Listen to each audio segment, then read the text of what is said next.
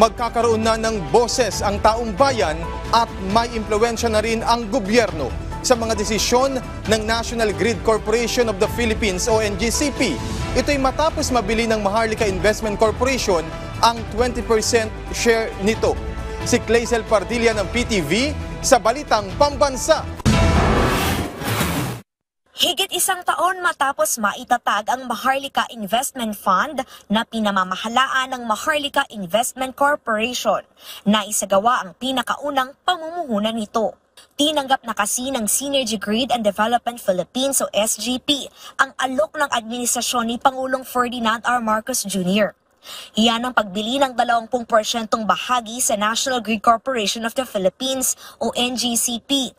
Pagmamay-ari ng SGP ang higit 40% ng NGCP, pribadong korporasyon na siyang nagpapatakbo ng power grid ng bansa at naghahatid ng kuryente mula sa mga planta patungo sa mga power distributor gaya ng Meralco.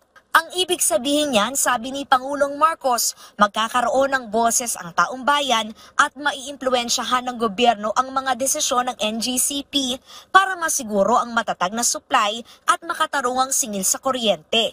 Sa ilalim kasi ng pinirmahang kasunduan na sinaksihan ni Pangulong Marcos, binibigyan ng kapangyarihan ang Maharlika Investment Corporation na mamili ng share sa SGP. Magkakaroon din ang gobyerno ng 2 pwesto sa board ng parehong SGP at NGCP. Bukod sa makatutulong sa supply at presyo ng kuryente, inaasahan ding makapag-aambag ito sa paglago ng Maharlika Investment Fund.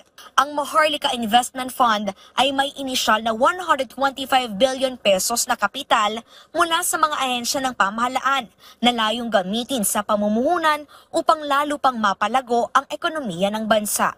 Mula sa PTV Manila, Clazel Pardilla, Balitang Pambansa.